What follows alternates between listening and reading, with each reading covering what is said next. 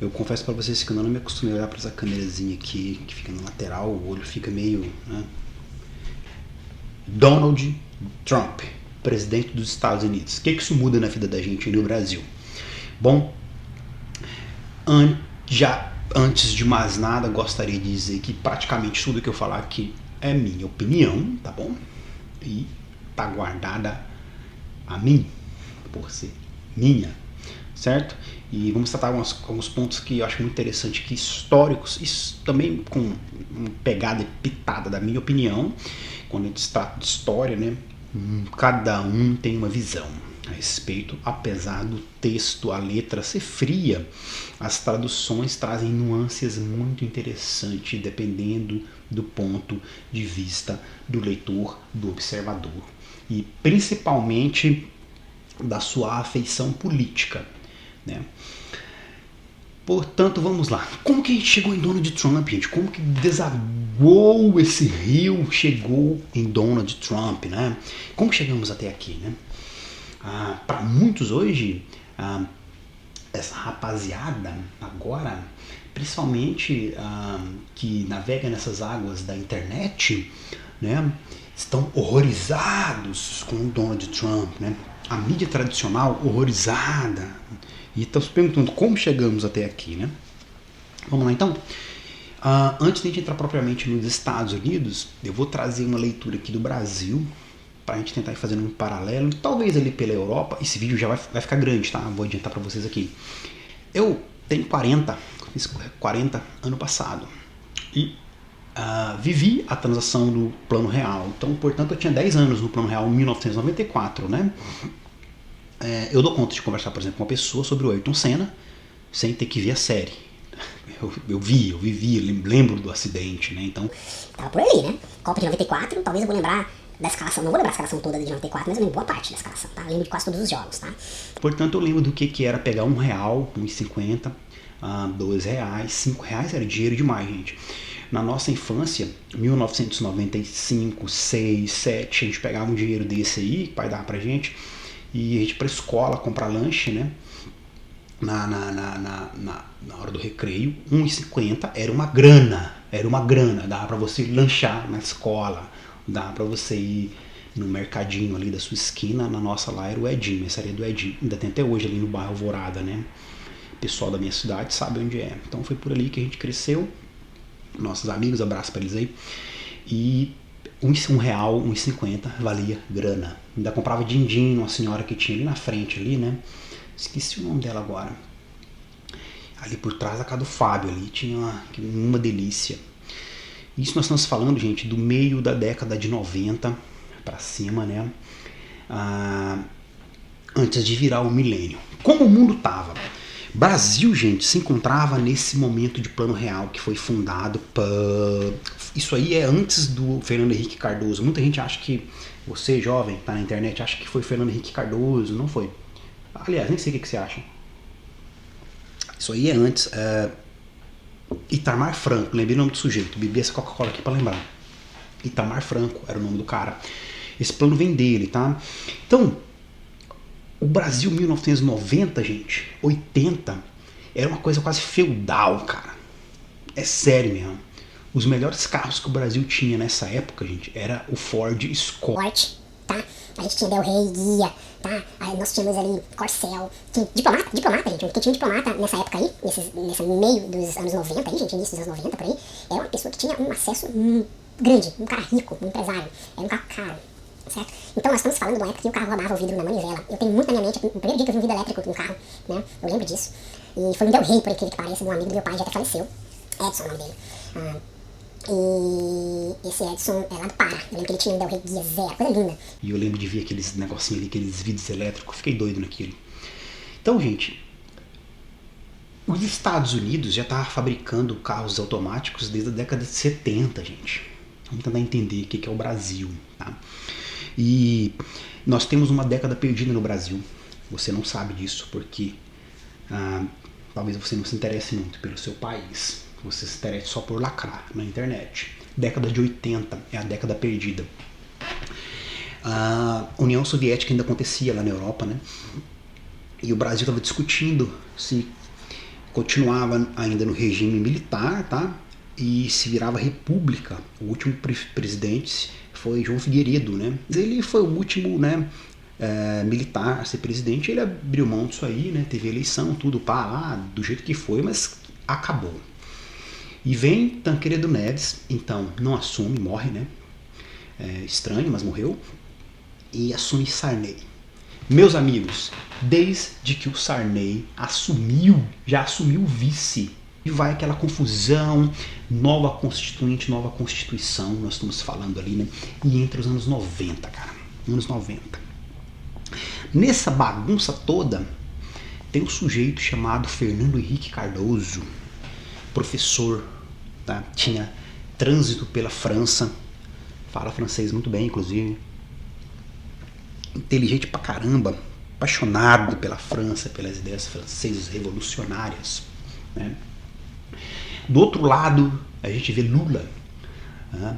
Um metalúrgico, né? Trabalhava ali na região da ABC de São Paulo, né? Parece que trabalhou, tem gente que fala que ele trabalhou. E ideias marxistas bem mais revolucionárias e de impacto direto, né, do que o Fernando Henrique Cardoso. Fernando Henrique Cardoso, uma ideia mais faculdade, precisamos fazer isso pelos meios do ensino, essa revolução. Lula, vamos fazer isso pelo meio das ruas. Eu leio assim, sabe? E, no entanto, quem tem o poder da mídia, que está bem vestido, bem organizado, né, que vence esse primeiro embate, é Fernando Henrique Cardoso. Os dois são de esquerda, gente. Vamos entender isso aqui. E o Lula com um discurso bem menos rebuscado, inclusive, né? Ali vindo da luta da rua, vamos falar assim, ele era o povão, né? A Globo até então não gostava muito do Lula, gente. Mas depois, o que veio a acontecer foi que tudo mudou com um marqueteiro lá na frente, que ele mudou a imagem dele, colocou um terno nele, uma gravata, a voz dele diminuía um pouco o tom, né? O embate dele foi um pouco mais interessante, ele começou a falar para os banqueiros e ele se assumiu. Bom, mas isso é outra história. Vamos continuar aqui para a gente entender como chegou isso no Fernando Henrique Cardoso, como chegou no Lula. Quando o Plano Real surge no Brasil, gente, foi um sucesso. Um sucesso. O dólar era 1 por 1. Nós estávamos vindo daquela briga da década perdida de 80. Não tem como esse vídeo não ficar longo. Tá? Vamos falar um pouquinho sobre a década de 80. O Brasil ficou parado no mundo, abriu mão da corrida espacial. Já antes disso, o Brasil estava bem na corrida espacial. Vocês não sabem disso, mas estava, viu, gente? E ele abriu mão disso tudo. O Brasil estava tentando se resolver ainda a sua inflação, qual moeda assumir, como fazer uma constituinte. Olha só como estava o Brasil em 1980. E como que chegavam as coisas no Brasil? Os carros. Os carros, os melhores que eu te falei para vocês eram esses. Aí depois era Fusca, era Brasília, né? Variante. Isso antes dos anos 90, tá? Mas anos 90 era só Fusca na rua, gente. Praticamente. Tá? E Fiat 147, esse é o carro que a população tinha acesso, comprava. E população entre aspas, né?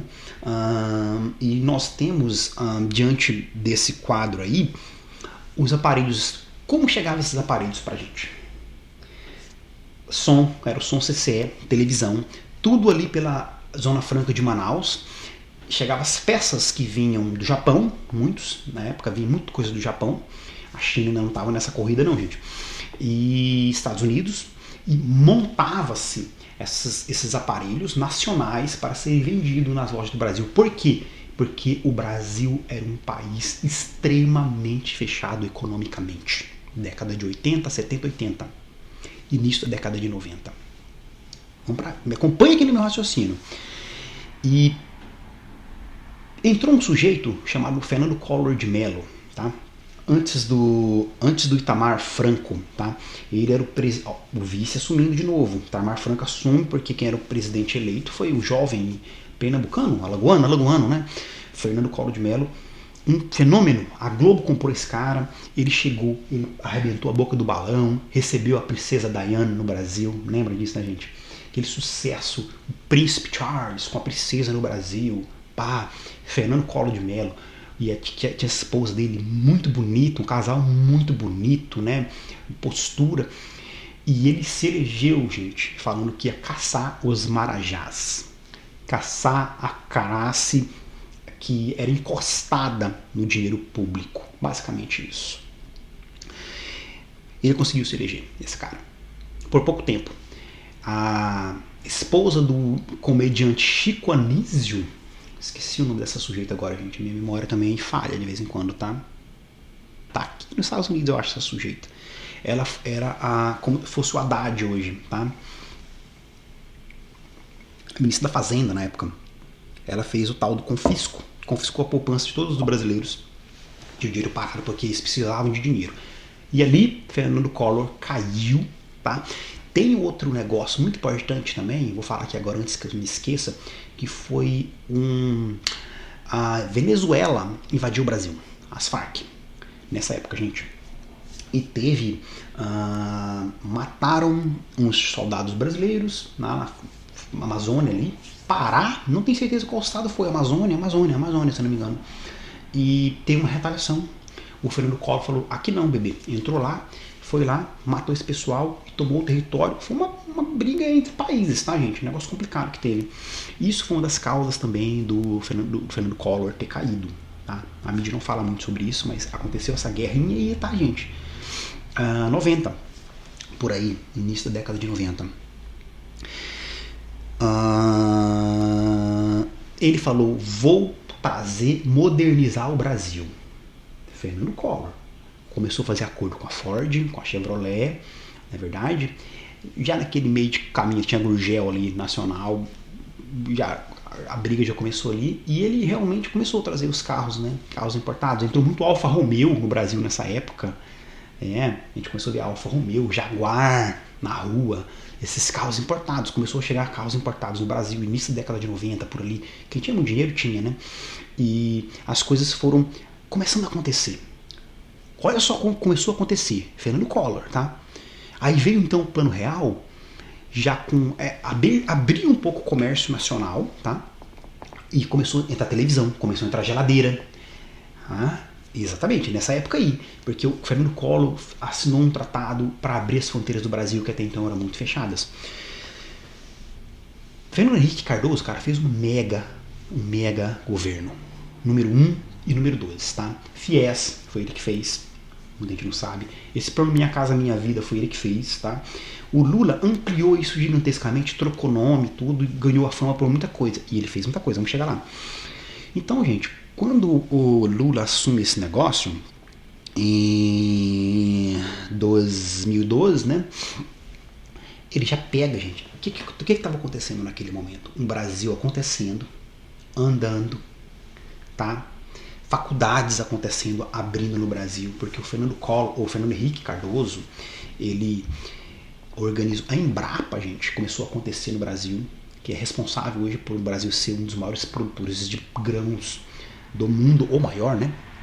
Começou a acontecer esses estudos ali, começaram a se desenvolver antes disso, inclusive, tá? O Lula pegou o apogeu do Plano Real, 2002, 2003, 2004, 2005. O mundo vivia uma crescente subindo, tá? Lula assume, né? Lula lá, não tinha que tá? Mas Lula era paixão nacional, gente, tá? Muita gente gostava desse fulano, porque o brasileiro tem a mania de achar que existe o salvador da pátria, né? Novela famosa do Lima Duarte.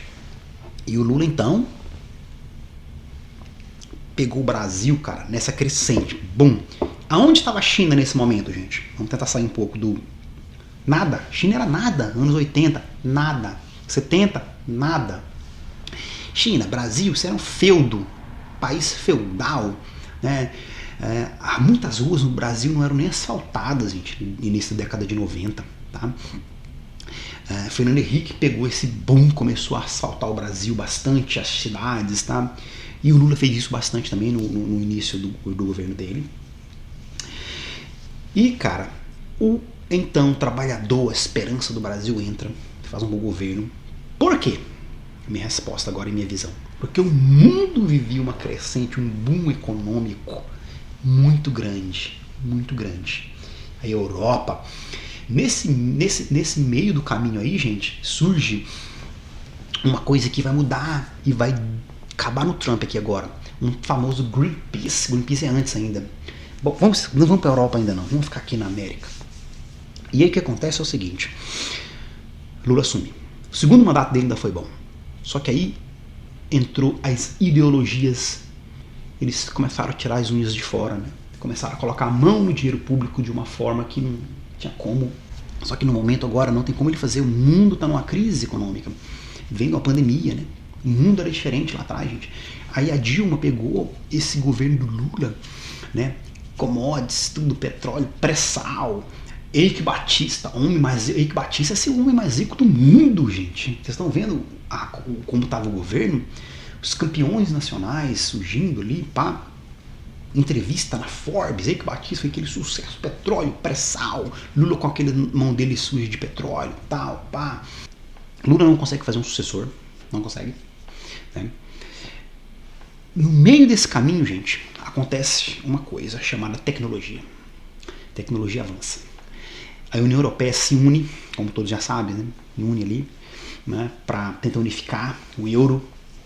Por quê? Estados Unidos é uma potência, a China é uma potência, mas se une devido aos Estados Unidos. Não é a China. A China até então não era um protagonista muito grande. Eles estavam se resolvendo ainda se eles continuavam no socialismo, brabo, comunismo, ou se eles saíam para o capitalismo, né? Nesse meio do caminho aí surgem essas ONGs famosas aí, aquecimento global, Greenpeace, um dos primeiros, né, salvar as baleias, né, e esse povo arrecadava milhões e milhões e milhões das empresas. As empresas achavam bonito isso, começaram a patrocinar isso de forma gigantesca, no meio de toda essa bucha acontecendo na União Europeia também, os países se unindo, tentando organizar dinheiro junto, se unindo porque vamos fazer um grande bloco econômico aqui, grande, poderoso, forte, vamos unir, vamos ser um grande continente europeu, mas como se fosse um grande país. Assim a gente consegue bater nos Estados Unidos, que é gigante territorialmente, né, militarmente. Vamos unificar, organizar nossos exércitos aqui, pá. Mais ou menos isso. Muito resumido o que eu tô falando aqui pra gente entender como Trump chegou no poder, gente. Tá bom? No meio desse caminho, gente, começa as ONGs, tudo surgir, tá? E o mundo começa a prosperar de uma forma enorme, ao ponto de hoje eu ter um celular aqui, 2 luzes, um microfone, tudo sem fio aqui agora, tudo bateria, uma tecnologia gigantesca nas minhas mãos aqui agora, geladeira funcionando, carros automáticos, tá?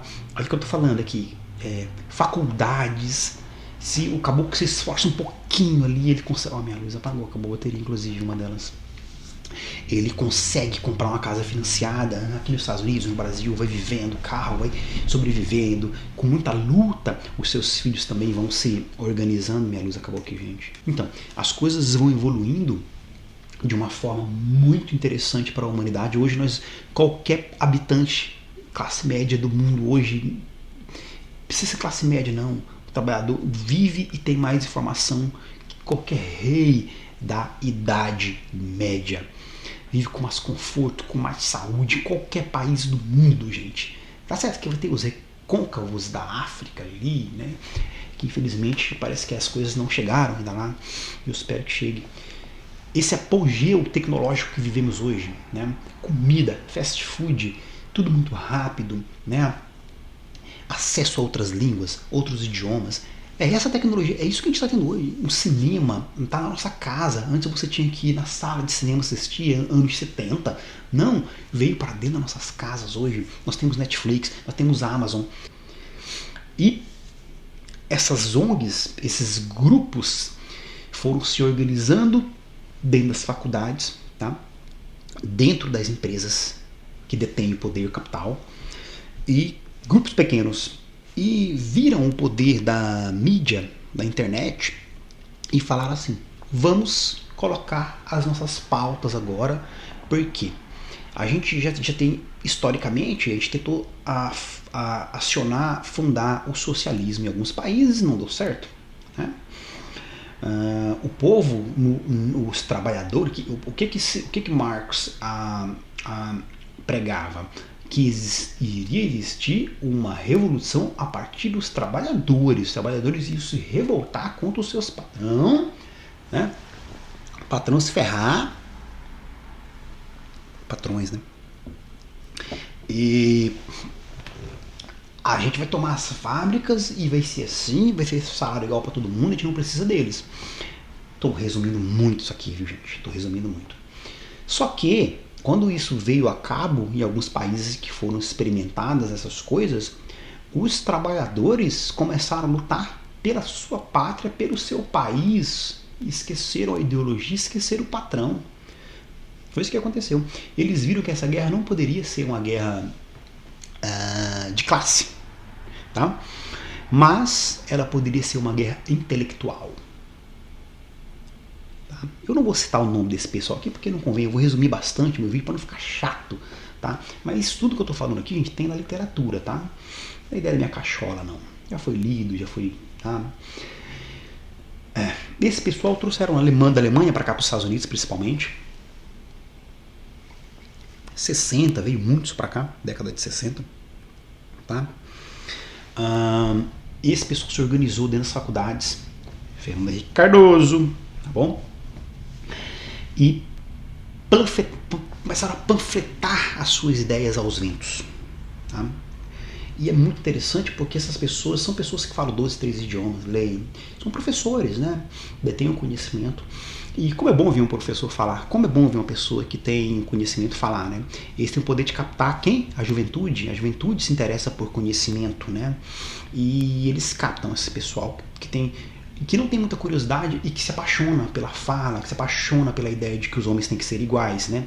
Se apaixona pela que é muito interessante e é apaixonante mesmo, tá, gente? Mas eu vou dar uma notícia pra vocês aqui. Depois eu vou fazer um vídeo sobre a Bíblia, sobre isso que eu tô falando aqui, faz paralelo tudo com a Bíblia, tá, gente? Não é esse, não. Esse é só porque como o Trump chegou no poder, só que eu tô indo lá atrás, vocês estão vendo, né? Esse pessoal, gente, pegou... Aí surge Lula, junto com o Lula surge um sujeito nesse cenário da história muito interessante, que nós não podemos deixar de falar nele, chamado Barack Obama. Quando o Obama fez as campanhas dele, eu era apaixonado pelo discurso do Obama, cara. Nossa, o primeiro negro a ser o presidente dos Estados Unidos, gente. Que é isso aí? O mundo abraçou o Obama. O mundo abraçou o Obama. Quem é o Obama? Um advogado polido, muito inteligente, que tem um poder de fala, né? Encantador de multidões, podemos assim dizer. Né?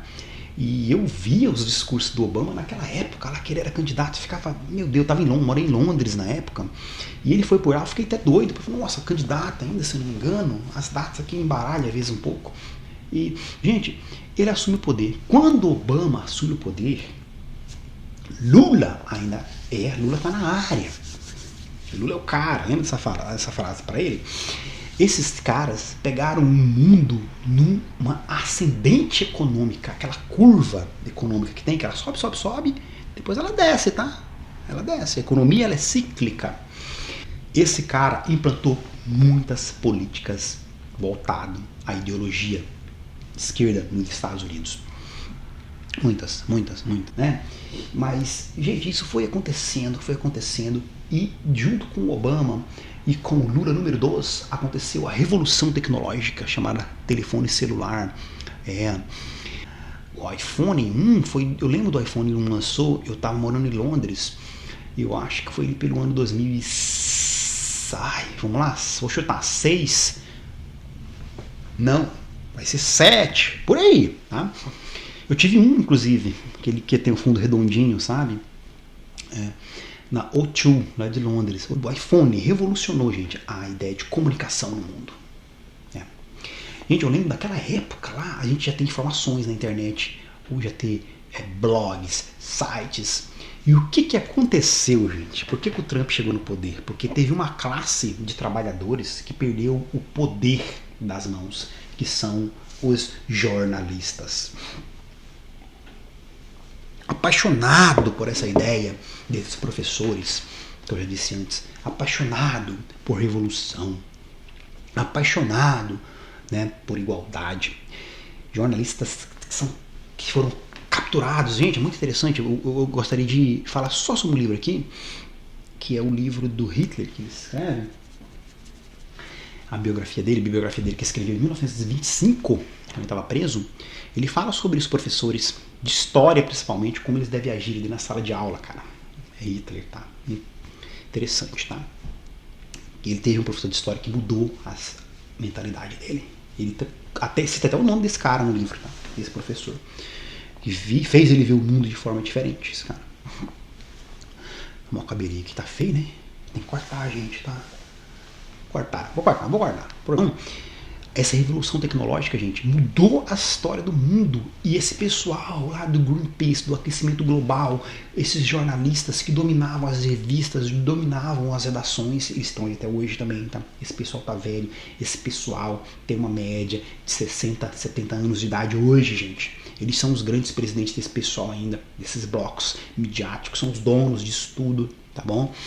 Esse pessoal ainda são apaixonados. Esse pessoal, gente, que eu tô falando que fizeram o Trump assumir o poder, eles muitos são apaixonados ainda pela União Soviética porque eles viveram isso na juventude deles. Vocês viram como eu falo de 1994, do Senna, do poder do real, do dinheiro, como acontecia? Esse pessoal fala isso de 80, né? Eles falam isso dos anos 80 porque eles eram jovens, estudavam, eles faziam faculdade nessa época, eles tinham acesso e muitos deles é extremamente apaixonado pela ideia de Cuba, a ideia da União Soviética, né? Eles nunca olham tanta gente que morreu. Eles olham somente o sonho de igualdade para os pobres. Nunca vai acontecer, gente. Só Jesus vai fazer isso. Só depois da volta de Jesus, gente. Entenda isso aqui. Isso é outra história, tá? Vou voltar com esse vídeo aqui depois. Nesse meio do caminho surgem as Big Techs, gente. A Nokia foi vendida, perdeu o poder. Lembra do Nokiazinha, né? E surge a Apple, surge Steve Jobs, surge logo ali surge já o Mark Zuckerberg com o Facebook, mudou toda a história do mundo que a gente tem hoje, gente. Esse cara muito jovem embarcou também na jornada com esse pessoal. E sabe o que acontece? Sabe o que aconteceu? Esse pessoal tentou dominar o mundo. Eles tentaram dominar o que eu penso, o que eu falo, o que eu leio, o que eu assisto. Se na escola dos meus filhos ou no cinema vai ter um banheiro para receber crianças entre 10, 12, 13, 14, 15 anos, tudo junto no mesmo banheiro, né? Se um homem tiver vestido de uma forma diferente, não tiver vestido como mulher, por exemplo, né? E ele se achar mulher, ou até nem precisa estar vestido como mulher, se achar mulher, ele tem direito de ir no banheiro feminino, tá? Esse pessoal pequeno que tem dinheiro, tem o poder, tem educação, tem a mídia na mão. Até então tinha as revistas e jornais impressos, eles agora veem isso e eles falam, beleza, vamos embarcar aqui. Embarcam nessa jornada junto com Obama, junto nesse momento Dilma 1, tá? É por aí, final do Lula. E eles tentaram modificar a história do mundo, o que eu penso, o que eu falo, o que eu ajo, como eu me visto. Toda a comunicação, enfiar isso goela abaixo. Só que um dos grandes problemas que a gente teve foi que no meio do caminho tinha uma pedra chamada realidade. O que aconteceu aqui nos Estados Unidos, nesse meio termo?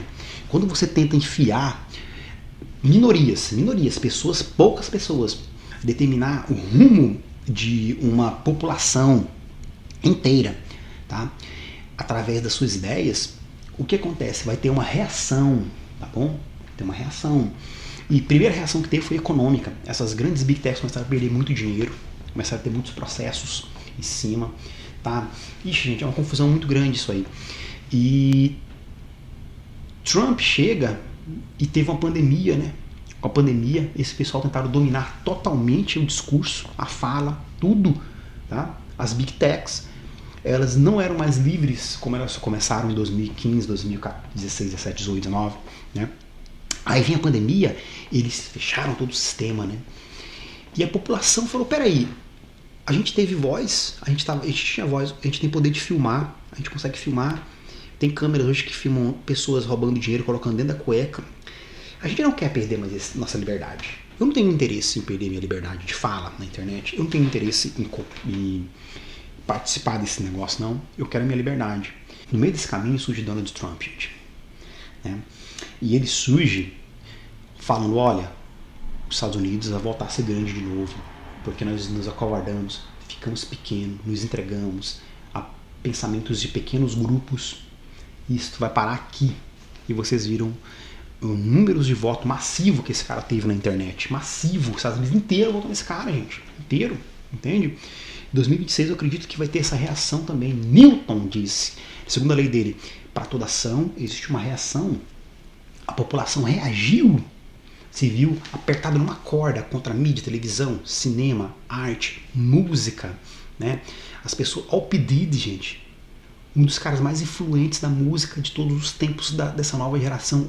Olha a realidade do estilo de vida desse sujeito que determinava aquilo que a gente ia ouvir. O P. Diddy é exatamente um exemplo perfeito daquilo que eu estou falando para vocês. Entende? E no meio do caminho tinha uma pedra chamada Donald Trump. E ele falou, vou voltar. Gente, o Trump tem 80 anos de idade. Ele lembra dos Estados Unidos grande. Tá bom? E ele tá vindo com as propostas aí de voltar como era antes esse negócio. E ninguém tá. Pô, encheu o saco esse negócio, gente. Encheu o saco. Olha, ninguém é contra nada, ninguém é contra ninguém. Amem-se, né?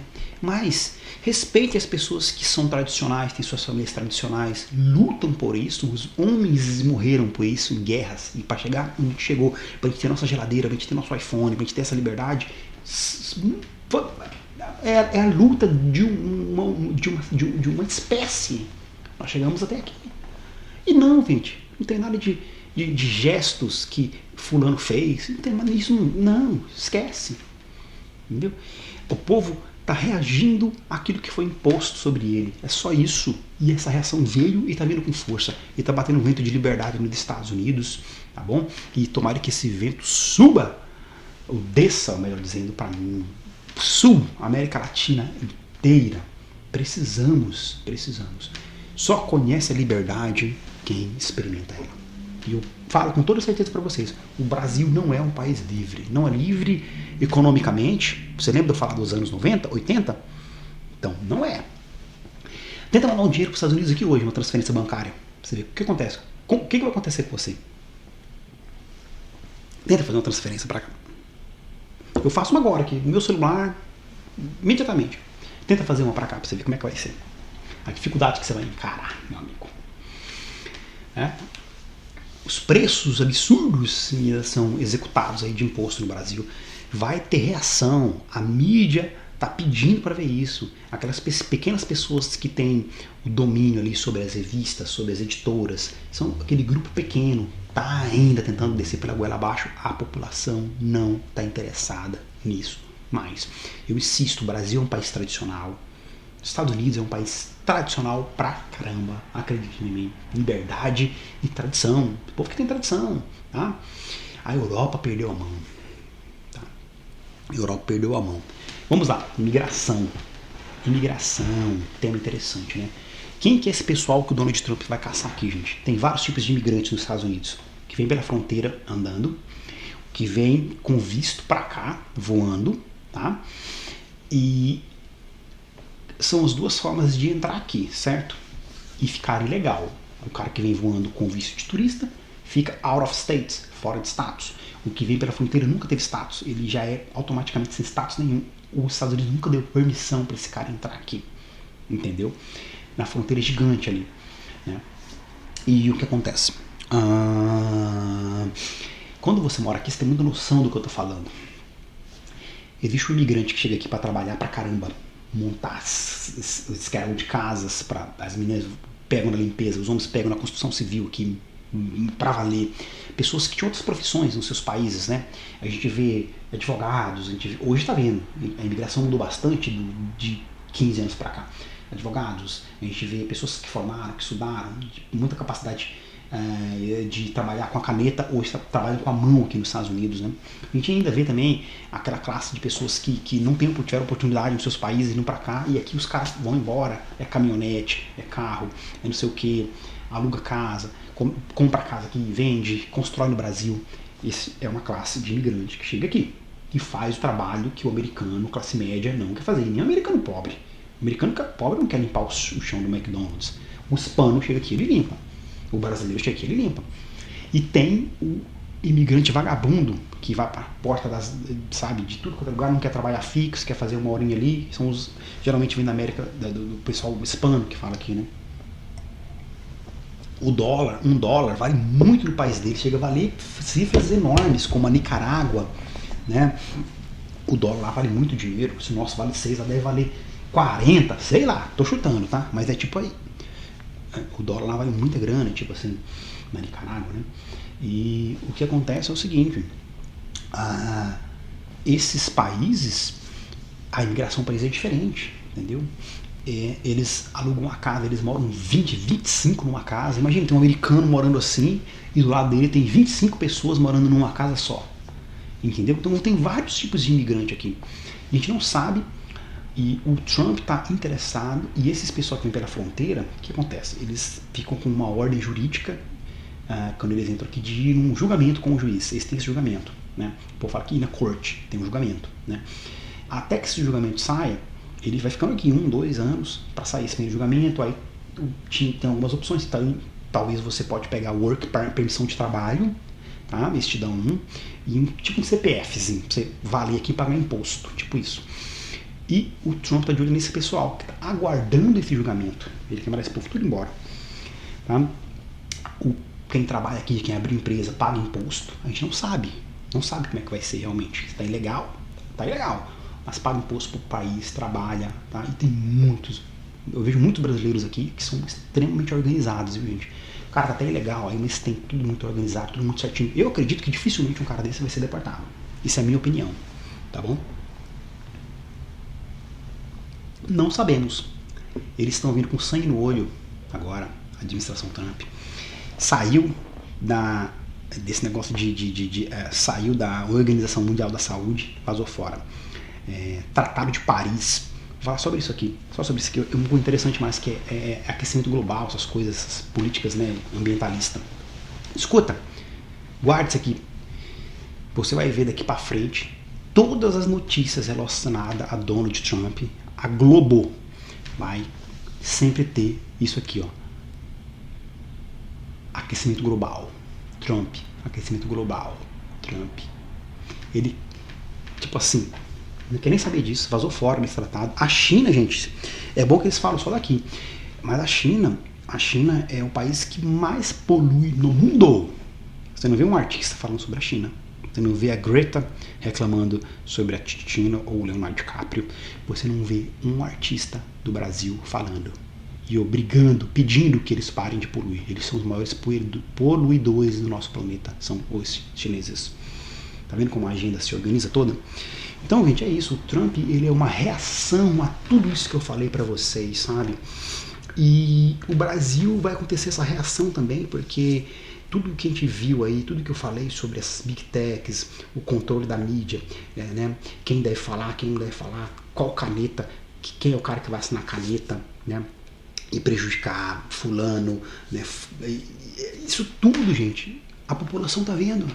E na hora de votar, na hora de escolher, cara, vai escolher, gente. Vai falar, chega, eu não quero mais. Não é isso que eu quero. Entendeu? A sua ideia empoeirada, tá? Lá de um século atrás, não me atrai, cara. Eu sou um cara que eu saio, eu trabalho, tudo que eu conquisto é por causa do capitalismo. Eu compro minha moto por causa do capitalismo. Compro meu telefone por causa do capitalismo. Compro minha televisão por causa do capitalismo, né? E mesmo assim eu pago um absurdo de imposto para o governo que eu moro e não tem nada. Minha rua não tem asfalto, não tem buraco, é só buraco, né? Não tem saneamento básico. Não posso sair da minha rua com um telefone que eu comprei devido ao poder do capitalismo que eu trabalho e saio, porque senão alguém me rouba, porque eu não tenho segurança, tá? O SUS é bom, mas se eu precisar de uma cirurgia eu tô ferrado, imediatamente eu não consigo. A maioria do pessoal tem uma condiçãozinha melhor, sabe? Nós sabemos onde eles vai lá pro médico particular. No Brasil é assim que funciona, não espera, porque não dá pra ficar numa fila de espera pra fazer um transplante sei lá, né? De um olho. Olho faz transplante? Não, acho que não. Whatever. Então é isso, gente. O Trump foi uma reação. Uma reação uma reação ao sistema. E eles ainda estão insistindo. Não tem nada para falar. Eles estão falando assim, ó. Estão falando um gesto que o Elon Musk fez lá, que ele pegou o coração e falou: meu coração é de vocês. E parece que o pessoal não vê isso, cara. Que para toda ação tem uma reação. E ninguém está interessado naquilo que você leu num livro sobre uma teoria econômica que não deu certo, cara. Em lugar nenhum do mundo. Tá bom? E é isso. Depois eu vou trazer um vídeo mais específico sobre a União Europeia, como que essa agenda woke surgiu violentamente lá, tá? Essas coisas surgiram por lá. Ah, detalhe, os imigrantes que o Trump não quer aqui, é exatamente esse povo. Vai lá na França para ver como é que tá a situação lá na rua. O Trump não quer isso aqui não, amigo. Ele não quer que algumas religiões dominem a universidade aqui. Não quer isso não, cara. Não quer, ele quer isso aqui. Ele fala, a América é para os americanos, entendeu? Lá, hoje tem países que não tem cidades na França que não tem mais nem francês dentro. Tá? Esse tipo de imigração aí que está tomando cuidado, porque quando teve a pandemia aqui, os olhos desse pessoal se abriram, porque agora com a guerra também, um monte de gente levantando a bandeira do Hamas aqui, defendendo esse governo. Esse negócio não vai crescer aqui em território nacional? Que história é essa? Entendeu? Então, eles estão interessados em que esse povo não passe a fronteira para cá, para dentro. Tá bom? Esse é o maior interesse do Trump sobre os imigrantes. Os latinos também, gangue também, né? E é isso, gente. O Trump é a famosa reação. Repito aqui de novo. Ele é a reação a tudo isso que está tentando, que esse sistema todo tentou empurrar para nós goela abaixo. E a população falou, no more. Fui. Próximo vídeo que eu vou fazer sobre isso aqui, eu vou fazer uma comparação política, religiosa, bíblica, como o Trump chegou até aqui, tá bom? Interessante. Vai ser bem melhor que essa. Essa aqui eu fiz muito improviso, vocês viram, né? Poderia falar mais sobre a União Europeia, mas não vou falar sobre... tem tanto assunto, cara. Os prefeitos de Londres lá, né? Sobre Tony Blair. Lembra Tony Blair? Eu queria falar um pouco sobre esse pessoal, mas vamos ficar por aqui mesmo. E é isso. Foi.